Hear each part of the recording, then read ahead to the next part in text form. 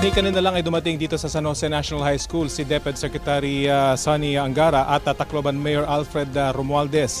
Kinausap nila mga opisyal ng eskwelahan at mga opisyal ng DepEd dito sa rehiyon.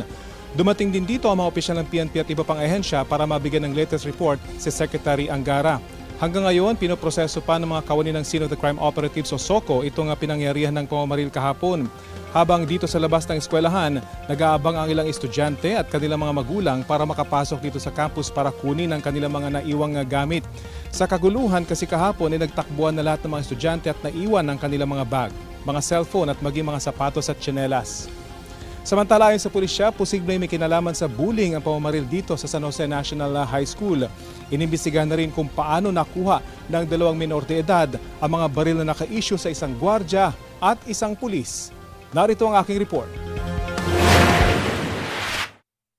Sunod-sunod na putok ng barilang gumulantang sa San Jose National High School sa Tacloban City. Ang mga naipit sa classroom walang nagawa kundi magtago, umalingaw-ngawang iyak at sigaw. Sadyang hindi na namin ito iparirinig dahil lubhang nakababahala. Maya-maya, tinamaan ng bala ang isang estudyanteng nasa pintuan. Pagtayo niya, duguan na ang kanyang braso. Sa labas, kita ang mga estudyanteng nagtakbuhan. Bit-bit ng lalaking ito ang isa sa mga biktima. Sa kuhang ito, kita ang pagresponde sa isa sa mga estudyante na nagtamo ng tama ng bala sa binti. Base sa investigasyon ng Tacloban City Police, dalawang estudyante na menor de edad din ang namaril. Sa hallway pa lang daw, nagpaputok na sila sa kapumasok sa classroom at walang habas na namaril. Random lang po ito na mga biktima nila. Napaputok din po madaming beses, hindi lang naman na yun talaga na pinuntirya yung mga estudyante na natamaan. Hindi pa raw nakontento, hinabol pa ng mga namaril ang ilang kaeskwelang nakatakbo. Tapos nakatakbo yung mga victim kaya hinabol nila. Kasi yung isa, lumusot na doon sa pader, pa-exit na. Ang anak ni Jeneline Badoria, isa sa mga nasawi sa trahedya. Noong una, inakala niyang buhay ang kanyang anak na babae. Pero nang may magsabing isang estudyanteng tugma sa itsura ng kanyang anak ang kasama sa nasawi, hinanap na ito ni Jeneline sa mga ospital. Dinaaro ko gusto ko lutat tumakasuhan an tagiyahad to nga mga pusil kay diri adto may ngadtit bata kunwaray kundad to nga kun hinot nagkuan hadto nga mga pusil hinot tagiyahad to nga mga pusil. Nahuli sa loob ng paaralan ang grade 9 student na 14 na taong gulang. Sa hot pursuit operation naman na aresto ang 15 taong gulang na grade 10 student. Nakuha na ng dalawa ng 9mm Glock at caliber 38 na baril. Ayon sa PNP, ang 9mm na ginamit ng 14 anyos pag-aari ng kanyang tiyahin na isang pulis at naka-assign sa Police Regional Office 8. Subject policewoman is now under investigation and placed under custody of the Regional Police Office. Proven that they were remiss in the custody and safekeeping of their firearms, they will be charged accordingly. Ang kalibre 38 naman na baril na ginamit ng 15 taong gulang na trace ng PNP na nakarehistro sa isang security agency sa Cebu City. Inaalam pa kung kanino mismong guard ito naka-issue. Lumabas din sa investigasyon na 40 basyo ng bala ang na-recover sa crime scene. Bullying ang tinitinang motibo ng pulisya sa pamamaril. We're still verifying kung exactly the targets were in that classroom, but as I've said earlier, this could be connected to a bullying incident. Dahil mga menor de edad, itinuturing na children in conflict with the law o CICL ang mga namaril. Isinailalim na sila sa questioning kasama ang kanilang mga magulang.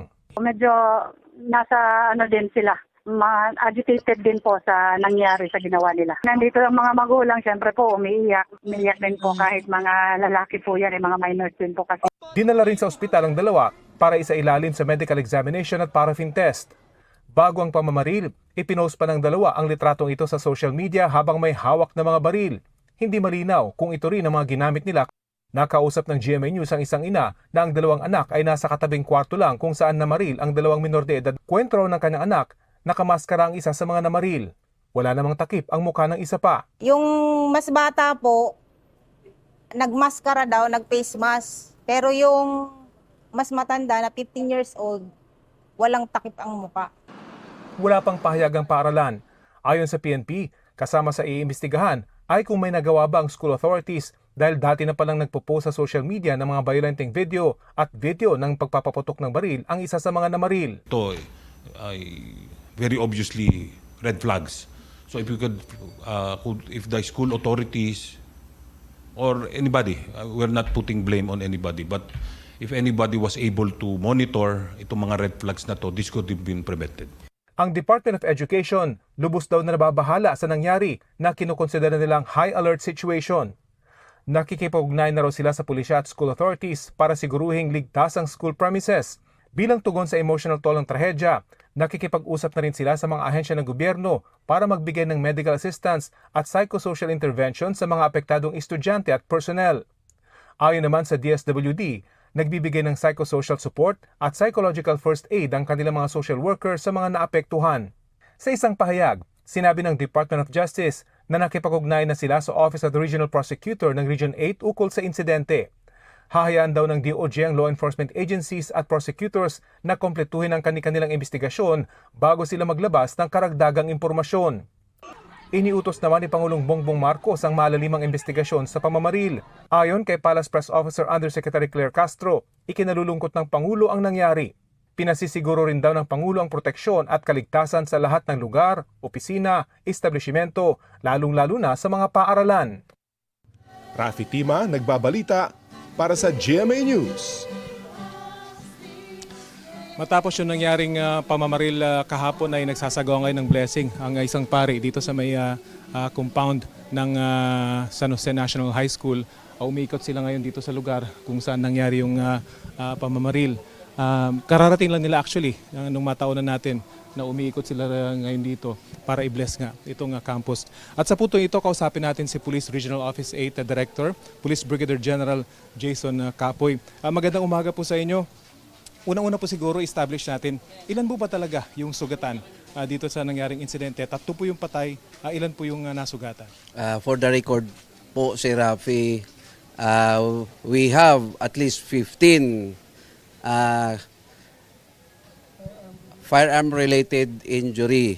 At may 5 po tayo, 9 firearm-related injury. Okay. So ito po yung mga natumba, nagasgasan. Hyperventilation, yun na po. Yung po nasa mga ospital, kumusta po sila? Stable naman po yung kanilang kondisyon? So far, stable condition naman po. Including doon sa recorded na naka-ICU kahapon at stable na daw po siya. So far, ano po yung takbo ng inyong investigasyon? Paano po nakapasok yung baril dito? At ano ba talaga yung plano ng 2 estudyante as per your initial investigation? Ayon po sa ating pag-imbestiga, initially, mananakot lang daw sana ito. Kaso lang, nung may pumutok na isang bala, parang hindi na napigilan yung 14 years old. Yun ang nakukuha natin na information. 2 po yung baril na ginamit dito, yung isang revolver at isang Glock 9. Ilan po yung pumutok dun sa revolver? Ayon po sa ating pag-imbestiga din, we only recorded 1 bullet fired doon sa revolver. Yung sa the rest, base sa na-recover natin ng mga shells, empty shells, 9mm po galing yung cartridges. Bago lang po kasi narinig itong nabanggit nyo kanina na mananakot lang initially, yung pananakot yung gusto nilang gawin. So, yung nagpaputok na revolver from there, namaril na yung may hawak ng 9mm papunta sa mga estudyante. Ganun ho ba nangyari? Opo. At ito pa, idagdag ko lang po, may targeted daw di umano itong dalawa. Kaso lang nung nakita na negative doon sa dolo na classroom, bumalik, saka na sila nagpaputok. Ilang rooms po, bale, at ilang buildings yung pinasok po nitong 2 suspect? Napapansin nyo, 2 separate buildings po ito, single story. I think may 8 yata na classroom ito, lahat-lahat. Doon sila sa alley dumadaan while shooting. So kada kwarto po na pinupuntahan nila, pinapasok nila, nagpapaputok sila? Opo, from the window. Hindi sila, I think doon sa dolong room lang medyo may pinasok yung isang trigger man. So yung 3 namatay po, hindi po silang target doon sa pamamaril? Yun po ang lumalabas sa ating investigasyon. Hindi po sila ang target. Confirm ko lamang po kasi may mga lumalabas kahapon na 4 yung naging casualty. Talagang 3 lang po yung patay as per your record. Tamang-tama sir. Salamat sa tanong mo. We only recorded at least 3 casualty po, hindi po 4. May rumors ko kasi kahapon na lumalabas na 4, kaya pati kami napalundag. But as per verification, buhay po yung nasa ICU. At stable na po yung kanyang condition ngayon. Yes po, sa awa ng Diyos, stable condition na po siya. Mapunta naman po tayo dun sa baril, lalo na dun sa police officer. Ano pong kwento sa inyo? Nakausap nyo yung mismong police officer. Ano pong sabi niya sa inyo tungkol sa paano nakuha nung kanyang pamangkin yung kanyang baril? Ayon po sa aming pag-uusap kahapon, allegedly dumaan po sa bintana yung pamangkin niya doon sa bahay na tinitirhan niya. At siguro may access doon sa kwarto kaya nakuha yung firearm. Kailan niya po nakuha yung firearm? Hawak na ba niya na matagal or kakukuha lang niya nung umaga na mangyari yung incident? Hindi ako sure si Rafa, but I presume yung araw na yon niya nakuha. Opo. Pero may indication po na planado na nila itong gagawin nila dito sa loob ng eskwelahan as per conversations. Allegedly, mga text message. Meron ho ba kayong ganong nakuhang evidence din? Yes po, base din po sa pag-interview ng mga investigators natin, talagang napagplanuhan as early as May 1 or April na mag-launch sila ng ganitong ano. Kaya talagang premeditated yung incident. Pero again, pananakot lang ang initial na gusto nilang gawin. Yan po base doon sa sagot nung interview kahapon doon sa isa sa CICL na bata. Kumusta po yung mental state ng dalawa nung nakausap po ninyo? Although of course expert ang magsasabi nito, pero maayos naman po ba sila nakakausap after nung incident? I am not really in the position to judge, but hintayin na lang po natin yung result ng neuropsychiatric evaluation po, Sir Rafi. At ngayon nasa kaninong custody na po yung dalawa? Nasa DSWD and at the same time sa PNP po dahil ongoing pa rin yung interviews po sa kanila. Ano po mangyayari dun sa police officer na pinagkunan ng baril nitong isa sa mga suspect? Currently nasa preventive custody siya, at the same time restricted po siya at part po siya sa iniimbestigahan, and for sure she will face administrative investigations or sanctions. At yung isang baril naman apparently galing sa isa o nakarehistro sa isang security agency, natukoy na po ba kung sino nagmamay-ari ng baril? It was found out na naka-issue po ito sa Cebu-based na security agency at nag-match po yung na-recover natin na revolver di umano doon sa 15 years old na bata. Kaya ito yung subject for investigation ng RC issue po natin. Ang isa sa mga tanong po, paano na ipasok yung baril dito sa campus ng eskwelahan? Surreptitiously, hindi sila sabay pumasok dito sa compound paisa-isa. Kaya siguro nalingat lang yung security natin. Yun, naisahan yung guard.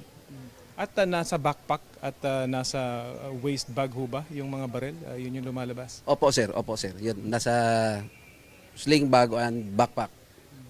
Ano pong mangyayari ngayon dito sa mga estudyanteng narito sa labas kasi gusto na nilang pumasok? Gaano po kaya tagal mapoproseso itong crime scene?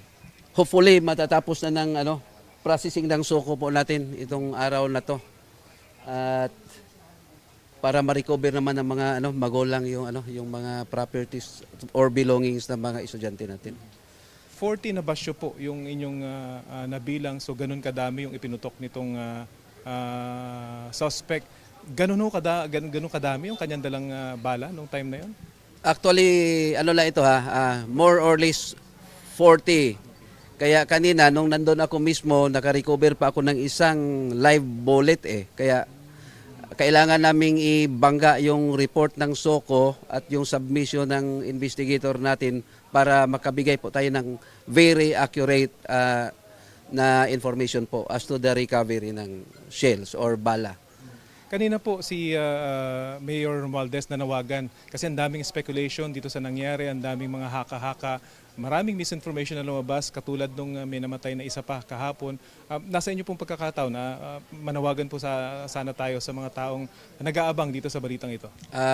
Sa mga kababayan natin dito sa Region 8 at sa buong Pilipinas na rin, please rely only on the press releases issued by the PNP and the legitimate news outlets para maiwasan po natin yung misinformation. Habol ko lamang po, gaano ka-influential yung mga napapanood nitong mga suspect online? At meron ho bang gambling involved or meron bang mga online platforms involved na inyong iniimbestigahan? Isa dito sa nakikita namin itong tinatawag na Gorebox. Parang Roblox lang daw ito at medyo violent yung nasasabing gaming app po. Kaya sa mga magulang, please closely guide your children. Gabayan po natin yung ating mga anak, kausapin natin kasi kailangan nila. With the advent of the technology nowadays, hindi natin pwedeng very lost yung pag-supervise ng mga bata ngayon. So marami na pong red flags dito sa dalawang ito even before this incident. So far, Sir Rafi, hanggang dito lang po yung nagagather natin na information. But kagabi or actually kaninang alas 2 ng madaling araw, nagpatawag po tayo ng case conference para once and for all maging plansado ang lahat. At hindi lang po tayo mag-focus sa investigation, pati yung pag-profiling ng mga magulang, kapitbahay, kamag-anak, kukunin po natin kasi kailangan natin i-share sa public bakit nagkaganito itong mga batang ito. Finally po, mensahe nyo lang sa mga magulang ng mga namatay at injured dito sa nangyaring insidente kahapon. Nakikiramay po kami sa lahat ng mga magulang at kamag-anak ng mga biktima. Nandito ang inyong PNP, may nangyari, for how many minutes, rumisponde po kami. And eventually, nahuli po natin yung mga akusado. Hindi po tayo nagiging kampante doon sa paghuhuli lang. Tuloy-tuloy at hindi po kami mapapagod dito sa Region 8 na gampanan ang aming tungkulin. Because isa sa mandato ko dito bilang Regional Director, every flag raising ceremony, required ko po pala ang mga police ko sa mga stations na mag-join or mag-onboard every flag raising. Kaso dahil kukunti lang din yung nakadeploy sa station, umiikot yung participation namin sa mga police station. In that way, magiging malapit po kami sa mga bata at sa mga teachers na rin po. At dahil sa nangyari, paigtingin nyo po ito.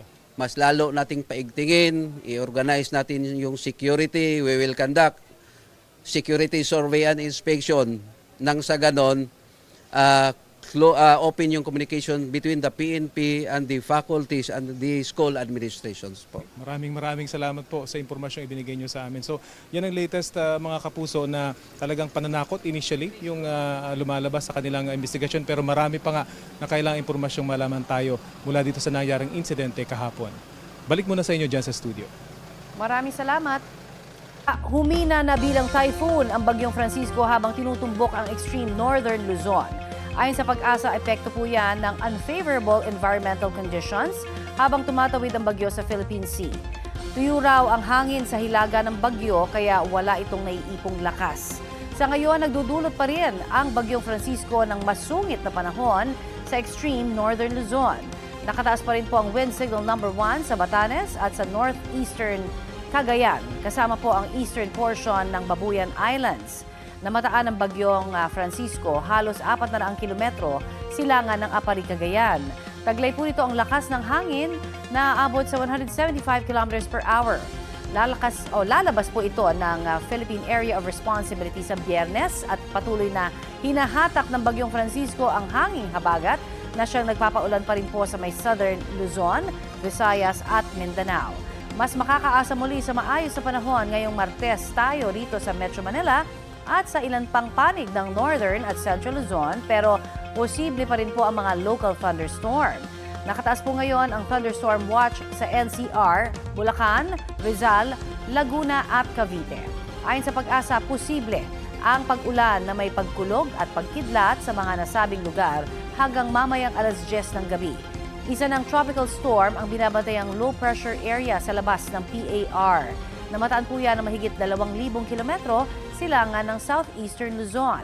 Nananatili ang tsansa ng nasabing bagyo na pumasok sa PAR sa mga susunod na araw.